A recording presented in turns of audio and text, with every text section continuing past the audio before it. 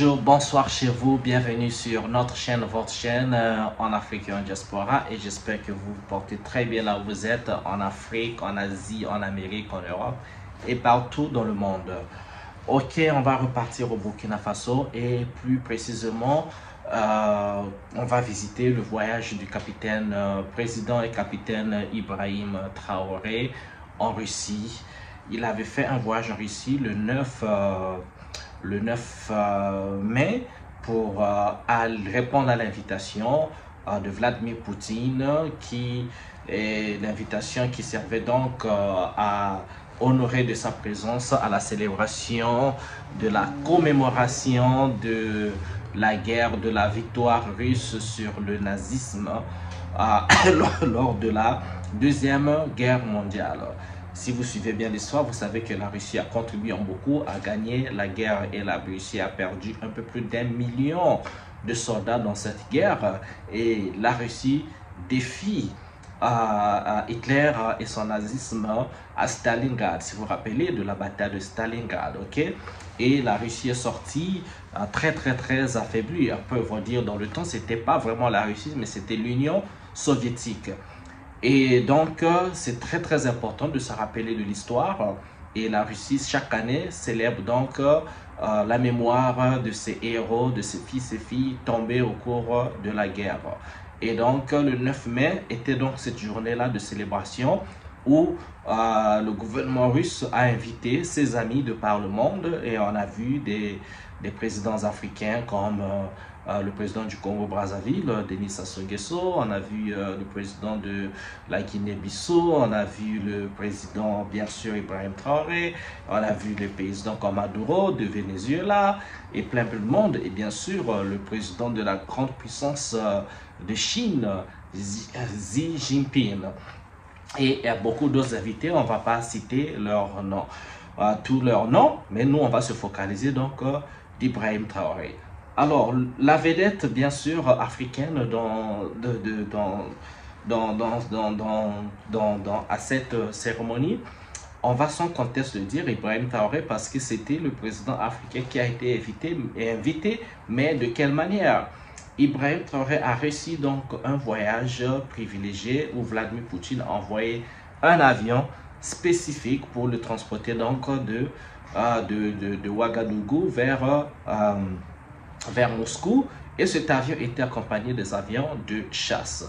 C'était une façon de, je vais dire peut-être un message donné aussi aux détracteurs d'Ibrahim Traoré, un message aussi pour tous ceux qui tous les jours ne dorment pas, passent les nuits à réfléchir comment éliminer ce jeune président, ce jeune leader plein de vigueur et plein de bonnes idées et plein de sagesse.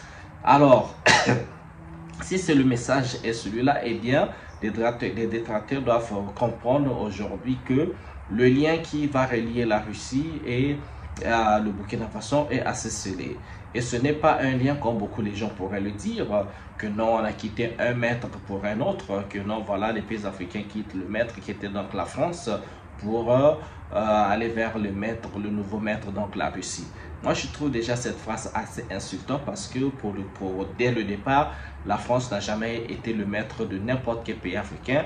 Et ils ont colonisé, mais la colonisation est passée par la force, est passée par la manipulation, par la traîtrise des Africains également. Ça n'a jamais été un acte d'amour, ok? Ça, il faut que ça soit clair. Et la France n'a jamais été le maître de personne.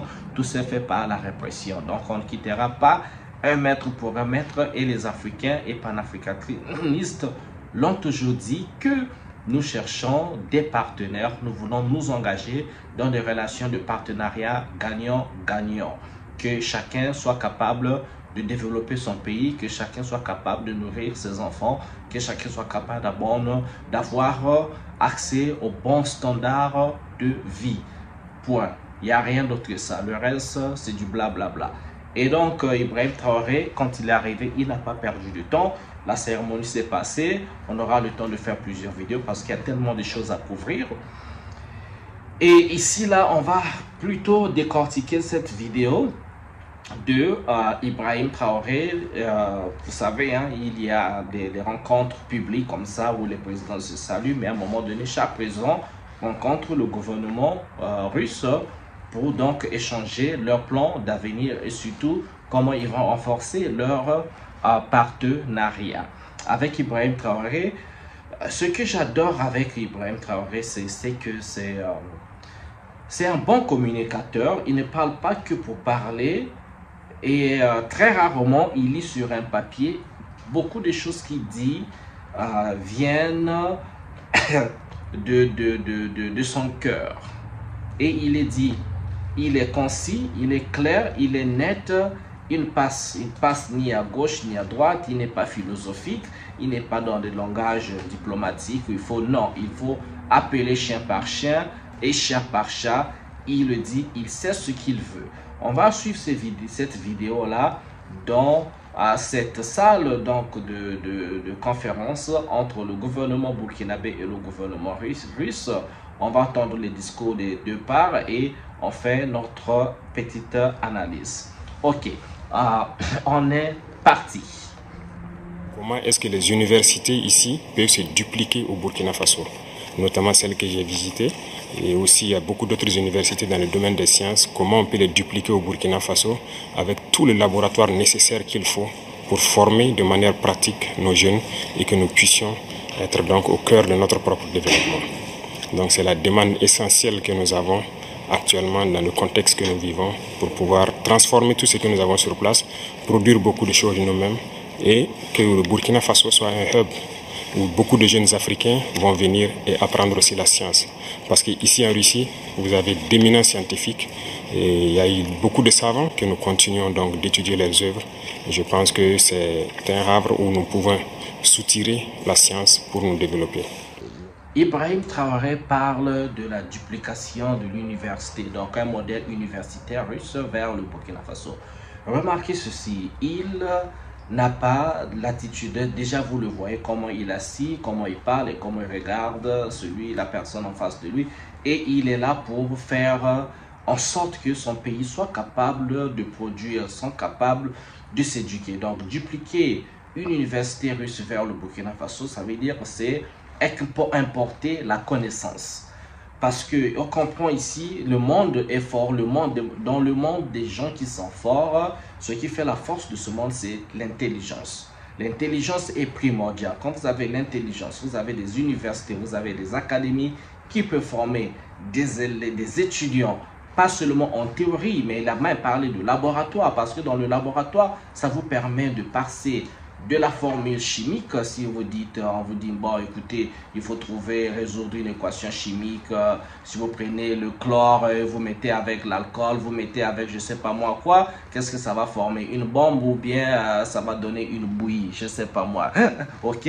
Donc, il faut passer de la théorie à la pratique. Il faut cela, il faut de laboratoire, il faut de matériel. Donc, dupliquer l'université russe au Burkina Faso, pour moi, c'est tout simplement dire avoir un modèle d'université de haute qualité et de haut niveau qui va former des ingénieurs, qui va former des scientifiques, comme il le dit.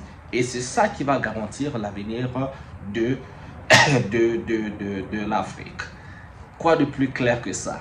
Continuons. Avant que nous continuions donc d'étudier les œuvres, je pense que c'est un havre où nous pouvons soutirer la science pour nous développer. Remarquez dans la salle, les gars, qu'est-ce que vous voyez? D'un côté, il y a le gouvernement russe et de l'autre côté, le gouvernement burkinabé. Mais dans le gouvernement russe, vous n'avez pas vu tout le temps que Vladimir Poutine a invité une représentation des pays occidentaux de venir en Russie. En l'occurrence, on avait vu Emmanuel Macron, le président de la France, quand il était accueilli en Russie, il y allait à 3 ans au début de la guerre. Vous avez vu la table longue. Eh bien, il n'y avait pas un pays européen qui a eu un tel honneur d'être accueilli de cette manière sur une table où Vladimir Poutine devait avoir ses officiels.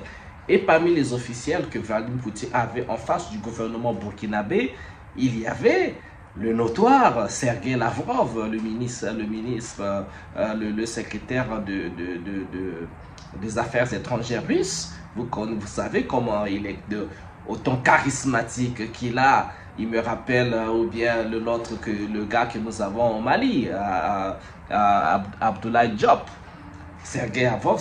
Et il y avait dans la salle le ministre russe de la Défense, ok. Il y avait le ministre russe de la coopération internationale. Donc en fait, tous les top-notch du gouvernement russe étaient dans la salle.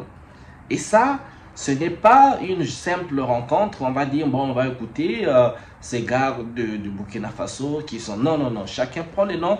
Ils sont en train de définir pas seulement un partenariat, mais une relation qui va s'installer au niveau du Burkina Faso, du Sahel, pour implémenter, mais vraiment implémenter, ce que je vais appeler un système économique et financier et peut-être encore militaire qui va bénéficier des deux, bénéficier les Burkinabés, bénéficier ipso facto l'Alliance du Sahel, l'AES, ok, et par ricochet toute l'Afrique, parce que si nous avons une université de gamme au Burkina Faso qui a le matériel, qui a tout ce qu'il faut, et le résultat sera quoi? Beaucoup d'autres Africains iront au Burkina Faso pour étudier. Il y aura aussi un retour massif des Africains de la diaspora vers le Burkina Faso, vers l'AES ou vers n'importe quel pays africain qui va assurer ce modèle d'éducation pour étudier, pour investir et construire chez eux en retour. N'est-ce pas? On va continuer.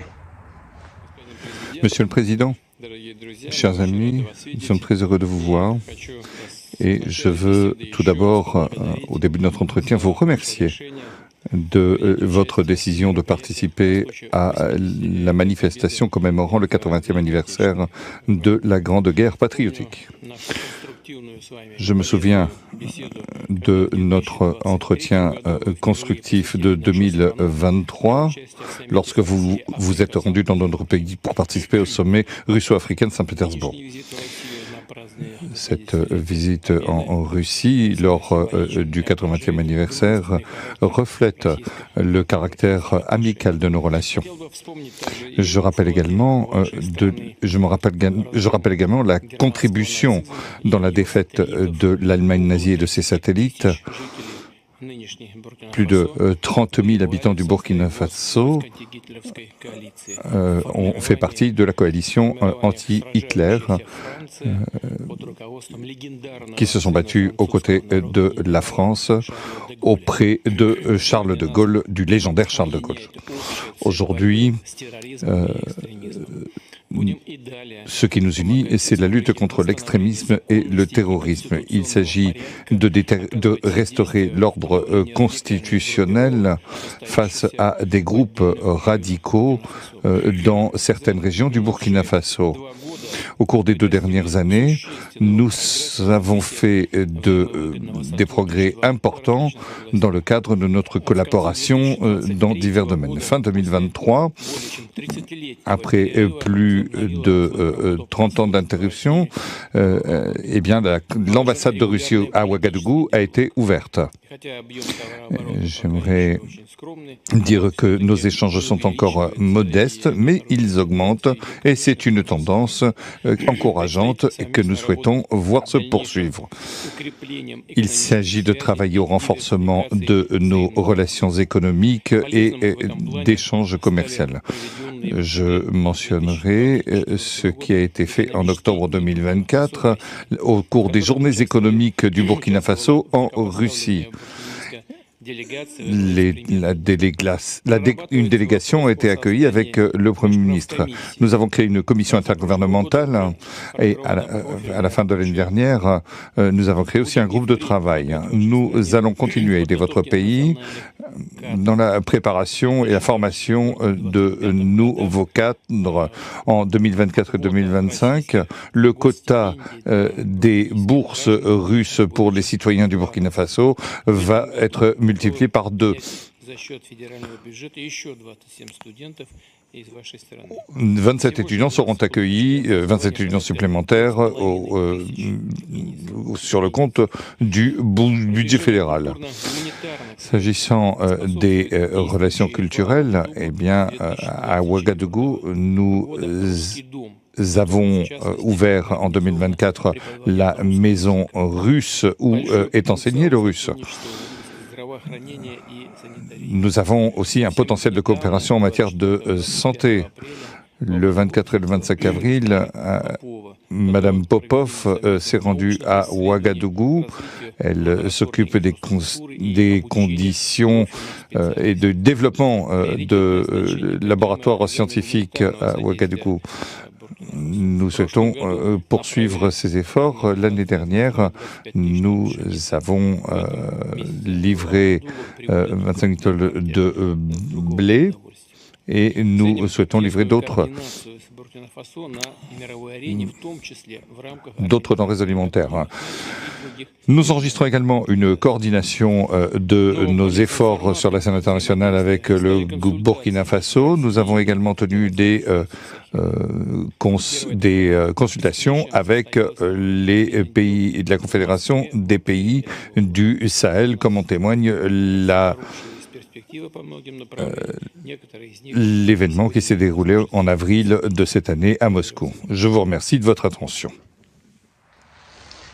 Alors, là, il s'agit du discours de Vladimir Poutine qui, donc, en tant qu'hôte, a commencé par s'adresser donc au gouvernement burkinabé. Mais ce qui est intéressant, c'est, vous savez, tout est préparé, rien ne fait au hasard.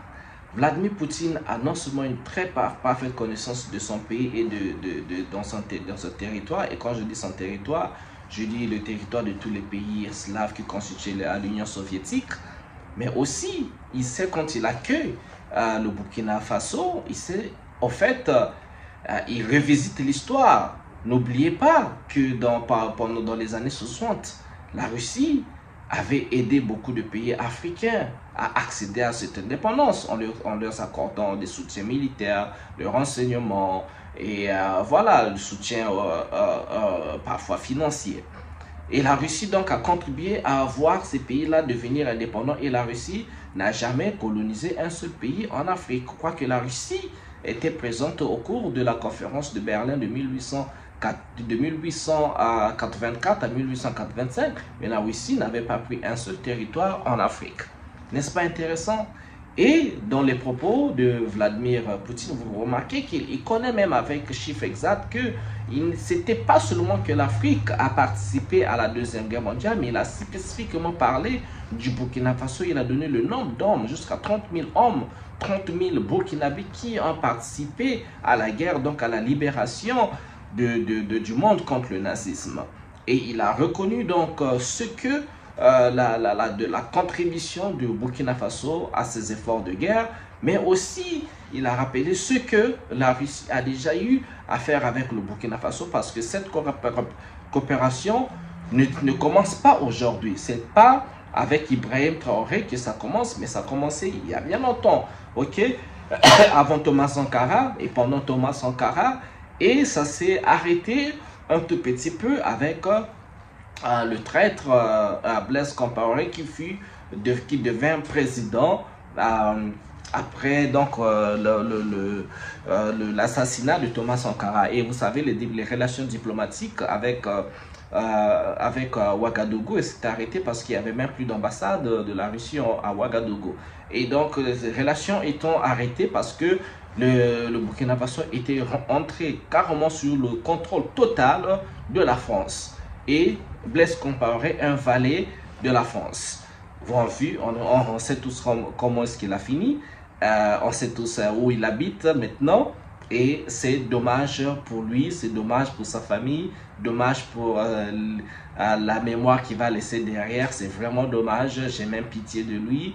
Mais bien, on ne va pas avoir pitié de traite comme ça parce qu'il a contribué à ramener le Burkina Faso en arrière où le Burkina Faso était toujours considéré comme un pays pauvre, tous les mots là voilà quoi, ces gens-là utilisent, pays pauvre, pays ceci, pays désertique, pays tout ce que vous pouvez, tous les qualificatifs négatifs. Ok, et donc on voit bien que Vladimir Poutine, il est bien assis sur une base des informations concrètes, et à partir de ces informations, ils savent comment bâtir une relation durable entre la Confédération de Russie et aussi le Burkina Faso et d'autres pays africains. Continuons. Merci beaucoup. Zdravia Jelayo Tavares, présidente. J'espère que je prononce bien. C'est un honneur d'être là donc à la célébration du 80e anniversaire de la victoire de la Grande Guerre. Et je tenais donc à vous féliciter et vous remercier donc pour cette invitation qui est un symbole pour nous. Et au cours donc de ma présence ici, je dois avouer que j'ai appris beaucoup de leçons. Cette séance que j'ai pu assister avant le dîner la veille, la séance culturelle, m'a fait comprendre que l'histoire et la culture sont le socle pour bâtir une armée forte et résiliente. Nous avons pu voir ensemble tous les sacrifices que le peuple soviétique a consenti pour que nous soyons dans un monde libre aujourd'hui. Et nous tenons donc à vous dire merci pour cette invitation, parce que ce sont des moments qui nous ont permis aussi de réfléchir à notre situation et de penser à de nouvelles perspectives. Et sur ce, je pense que les obstacles que nous avons aujourd'hui devant nous ne doivent pas nous arrêter. Et les obstacles sont une bonne chose en quelque sorte que nous devons surmonter. La preuve, je pense qu'avec toutes les sanctions contre la Russie depuis un certain temps, la Russie arrive à développer un mécanisme interne qui lui place donc au devant de la scène internationale. Et nous prenons bonne note de ces leçons que nous avons donc apprises ici. Et même au niveau de la parade, je tiens à dire que j'ai été émerveillé de voir l'enchaînement donc des engins qui ont défilé devant nous, notamment depuis le char mythique T-34 qui a gagné donc lors de la Grande Guerre et jusqu'aujourd'hui au char moderne. Combien donc l'armée russe s'est modernisée, combien la technologie donc a participé à renforcer cette armée. Et dans ce cadre, nous souhaitons que la coopération que nous avons puisse se renforcer de façon exponentielle. Je vous remercie déjà pour tout ce qui est fait pour nous, notamment ces bourses d'études qui sont octroyées au Burkina et qui vont s'accroître. Et ce matin, j'ai visité donc l'université de chimie et je disais que le volet sur lequel nous allons axer après la défense et la sécurité, c'est le volet de l'éducation. C'est ce volet qui nous intéresse le plus, notamment les sciences. Il faut que la Russie puisse nous aider à former notre jeunesse, notamment dans le domaine des sciences, pour que nous puissions développer chez nous la machinerie, en gros. Que ce soit la machinerie qui va avec l'armée ou la machinerie qui va avec l'industrie. Parce que c'est à ce seul prix que nous pourrons nous développer au sein de l'Afrique. La guerre qui nous est imposée aujourd'hui, nous pensons que ce n'est qu'une manifestation aussi du nazisme. Parce que le terrorisme qui est là aujourd'hui n'est pas du terrorisme, c'est de l'impérialisme. Ce sont nos terres qui intéressent ceux qui nous combattent. Et donc, finir avec cette guerre, avoir une armée forte et lancer le développement de notre patrie, telle est l'essence donc de notre combat. Et nous comptons sur vous pour surtout former nos cadres. Parce que la coopération, telle qu'on le dit, très souvent en Afrique, on aime avoir beaucoup de demandes. Nous savons que vous êtes dans une opération militaire spéciale. Nous comprenons tous les défis qu'il y a. Et le lendemain, qui est incertain pour le monde entier, nous pouvons comprendre ça. Donc nous ne serons pas là peut-être à demander beaucoup de choses, à demander de l'aide ou quoi que ce soit. Mais l'aide que vous pouvez nous octroyer, c'est surtout ce transfert de connaissances que nous voulons.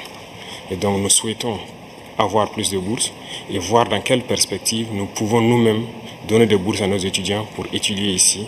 Et dans un troisième temps, comment est-ce que les universités ici peuvent se dupliquer au Burkina Faso, notamment celles que j'ai visitées. Et aussi, il y a beaucoup d'autres universités dans le domaine des sciences. Comment on peut les dupliquer au Burkina Faso avec tous les laboratoires nécessaires qu'il faut pour former de manière pratique nos jeunes et que nous puissions être donc au cœur de notre propre développement. Donc c'est la demande essentielle que nous avons actuellement dans le contexte que nous vivons pour pouvoir transformer tout ce que nous avons sur place, produire beaucoup de choses nous-mêmes et que le Burkina Faso soit un hub où beaucoup de jeunes Africains vont venir et apprendre aussi la science. Parce qu'ici en Russie, vous avez d'éminents scientifiques et il y a eu beaucoup de savants que nous continuons donc d'étudier leurs œuvres. Et je pense que c'est un havre où nous pouvons soutirer la science pour nous développer. Ibrahim Traoré, c'est avec, en fait, à la limite, vous savez, hein, quand vous avez quelqu'un qui fait bien, il faut prendre le courage de féliciter la personne. Que la personne ait 20 ans de moins que vous, 20 ans de plus que vous, il faut féliciter la personne parce que Ibrahim Traoré est plus jeune que moi. Ah, mais je vous assure, Ibrahim Traoré est plus jeune que moi. Ben, son charisme, sa clairvoyance sont à féliciter. Vous voyez que, bon, là, il a commencé à saluer Vladimir Poutine en russe. Il s'est arrangé à apprendre 1-2 mots en russe pour saluer. Ben, c'est déjà bien parce qu'il faut, à un moment donné, bon, voilà, essayer voilà, d'apprendre aussi. Ça fait toujours, c'est comme on dit, détendre un peu l'atmosphère. Et après, de là, il se situe dans une position, pas d'arrogance, pas de quelqu'un qui connaît, mais c'est dans une position d'un étudiant. Quelqu'un qui apprend, quelqu'un qui veut apprendre, mais quelqu'un qui a de l'amour pour son pays, qui veut développer. Et pour développer les moyens de développement, surtout de défense de son pays, où il peut les trouver, et il a une admiration qui est une admiration ostentatoire de Vladimir Poutine. Et je pense que c'est pareil pour Vladimir Poutine parce que regardez les vidéos, regardez de quelle manière Vladimir Poutine regarde Ibrahim Traoré, de quelle manière Ibrahim Traoré regarde Vladimir Poutine, et comparez avec la manière à laquelle Vladimir Poutine regarde ou se tient quand c'est d'autres hôtes. Ou quand vous avez quelqu'un comme d'autres présidents africains, Sassou Nguesso par exemple, qui nous fout toujours la honte là quand il parle parce que lui vient de mon pays. En France, on ne sait pas trop quand il parle, on ne sait pas il dit quoi, il demande quoi. Par rapport à un jeune, Ibrahim Traoré, c'est peut-être son petit-fils. Vous voyez, ça fout la honte comme ça. Et il reconnaît que d'avoir été impressionné par ce qu'il a vu pendant la parade, pendant le défilé, que donc la Russie faisait montre de ses appareils. Il a même pu nommer les chars qui ont combattu pendant la Deuxième Guerre mondiale et les chars maintenant. Il a même pu être voilà, impressionné et mentionner ce missile hypersonique qu'on appelle Oreshnik, qui est le missile, je pense, le plus avancé en ce moment, qui n'a pas de pareil dans le monde et qui n'a pas de parade non plus, qui n'a pas d'égal, parce que ce missile hypersonique, une fois lancé, il n'y a aucun système de détection militaire pour arrêter, non seulement pour détecter, mais aussi pour arrêter ce genre de missile. Mais lui, il est fasciné. Et vous savez qu'Ibrahim Traoré, il avait déjà parlé de sa volonté de vouloir installer un programme nucléaire au Burkina Faso. Le nucléaire civil, et même si c'est militaire, mais pourquoi pas au moins le nucléaire civil, parce que si on a des richesses, vous pouvez utiliser l'uranium que vous avez sur place. Et déjà le voisin du Niger a un gisement immense de l'uranium. Et avec ça, si vous avez des écoles, des académies, des scientifiques qui peuvent transformer, prendre cet uranium-là et créer de l'énergie nucléaire, eh bien avec ça, on peut éclairer tout le Sahel et pourquoi pas toute l'Afrique. Et c'est ça qui est son côté humble d'étudiant qui apprend. Il reconnaît qu'il est il a devant lui des gens qui sont beaucoup plus âgés et beaucoup plus avancés technologiquement, et lui, il manifeste sa volonté juste de leur dire: nous, c'est ce qu'on veut, nous, c'est ce qu'on veut. Ce que vous avez là, ce que nous, on voit là, c'est ça qu'on a besoin. Mais vous êtes arrivé là comment? Eh bien, vous avez travaillé, nous aussi, nous voulons travailler. Mais si vous pouvez effectuer un transfert de technologie, ça veut dire que ce que vous connaissez, apprenons-nous, comme ça, nous serons capables, nous serons à même, nos ingénieurs, de développer les mêmes technologies ou similaires adapté à nous-mêmes. Nous, on a besoin de la formule ou bien du blueprint. Hein, comme on dit le blueprint en français là. Hein? Une fois nous avons ça, ça nous permet de développer chez nous. C'est tout ce qu'il dit en fait. Et il ne passe pas par 4 chemins, il va ni à gauche, il ne va pas se balader à droite, il ne va pas en haut, il ne descend pas, il est là, il est droit, il est clair, il le dit. Qu'est-ce qu'il y a de plus beau que ça? Qu'est-ce qu'il y a de plus beau? Et vous savez, l'espoir qu'il donne aussi à l'Afrique, Ibrahim Traoré, c'est juste par ce côté direct. Il n'est pas là à utiliser les mots, des mots français que personne ne comprend, ce qu'on dit diplomatie, les diplomates parfois quand ils parlent, on ne comprend pas ce qu'ils disent, ouais, ils emploient des mots, des termes, non, non, non. Parfois il faut être clair, dire ce que vous pensez clairement, avec des termes que tout le monde peut comprendre, avec un thème qu'un enfant, un jeune de 15 ans d'âge peut comprendre, et une maman ou un papa de 80 ans qui est fatigué au village qui peut comprendre. C'est ce qui fait qu'on l'adore, Ibrahim Traoré. Il est avec ce peuple, il est communicateur, il est dit. Pour les détracteurs, il n'est pas parfait, ok, personne n'est parfait, mais l'espoir qu'il donne au monde, l'espoir qu'il donne aux jeunes Africains, parce qu'il se focalise sur la jeunesse et le développement de son pays par ricochet l'Afrique, c'est admirable.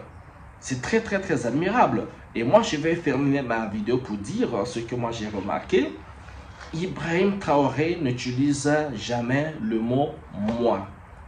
Il dit jamais « moi j'ai fait, quand j'ai lancé, quand je suis ceci, quand j'ai eu cette idée ». Non, il dit « nous ».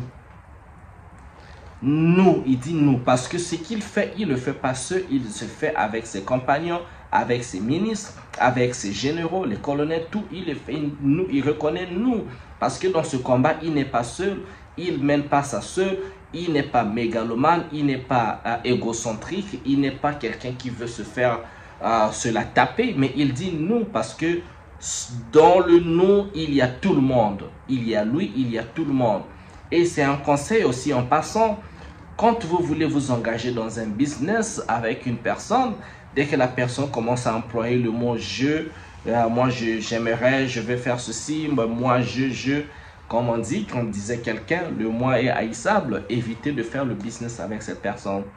Moi, ça m'arrive moi-même, bon, on n'est pas là pour parler de moi, mais je fais toujours attention à ça. Quand j'ai une idée, je veux rentrer en partenariat avec quelqu'un, la personne ne commence à dire je, il n'y a pas de nous, il n'y a pas de moi, je me retire de cette chose parce que nous devons composer ensemble. Et surtout aujourd'hui, l'Afrique a besoin des Africains et des Africaines plus que jamais parce que notre vraie force, c'est l'Union africaine. Je ne parle pas de l'organisation Union africaine qui est capoute, qui n'existe pas, c'est obsolète. Et je ne sais pas, on ne parle même pas de ça de toute façon, mais je parle d'une union africaine, des Africains qui arrivent ensemble. Et encore, on pense, ce n'est pas utopique, hein? Ce n'est pas utopique. Vous vous rappelez, quand le général américain Michael Langley a parlé, accusé ou a fait fomenter ce mensonge contre Ibrahim Traoré en disant qu'il utilise l'or de son pays pour sa protection personnelle, pour son gain et autres, un vrai mensonge. Vous avez vu ce qui s'est passé le 30 avril, partout dans le monde, les gens ont marché pour dénoncer ce fait. On l'a vu partout, hein, les États, jusqu'aujourd'hui, hein, j'ai jamais vu des Américains être aussi intéressés à l'Afrique. Hein, les Noirs américains, on a vu des Noirs américains, on a vu partout dans les Caraïbes, au Jamaïque, dans des îles qu'on ne connaît même pas des noms un peu partout. Mais les gens se sont prononcés pour dire, vous nous avez tué assez de nos hommes, de nos fils, assez de nos héros. La dernière onda, c'était Kadhafi. Vous nous avez éliminé toutes ces personnes, mais cette fois-ci, nous disons non. Vous n'allez pas recommencer avec la main formée parce que, comme disait Thomas Sankara, l'impérialisme est un élève têtu, sans mémoire. Je paraphrase. Ils disaient que parce que l'impérialisme utilise les mêmes méthodes, même quand on les connaît, ils utilisent, je reviens toujours, il faut travailler l'opinion publique, il faut monter un message, prendre les médias, répéter le message autant de fois et après préparer un programme d'invasion et on a envahi et des années plus tard on disait c'était une erreur mais c'était trop tard, votre or est parti, vos minerais vont te payer dans le désastre et disparaissent sans remords, c'est comme ça.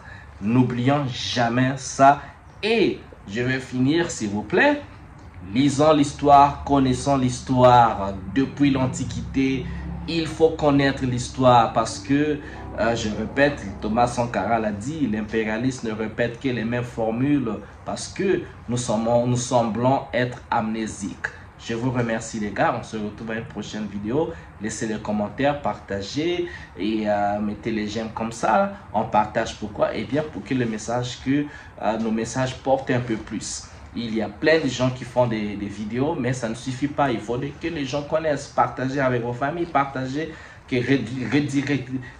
diriger les gens vers les discours authentiques. Comme ça, les gens écoutent, on fait les analyses. C'est comme ça qu'on va aider notre Afrique à émerger et à surprendre tout le monde. Merci, je vous souhaite bien le bonheur chez vous. Ciao, ciao.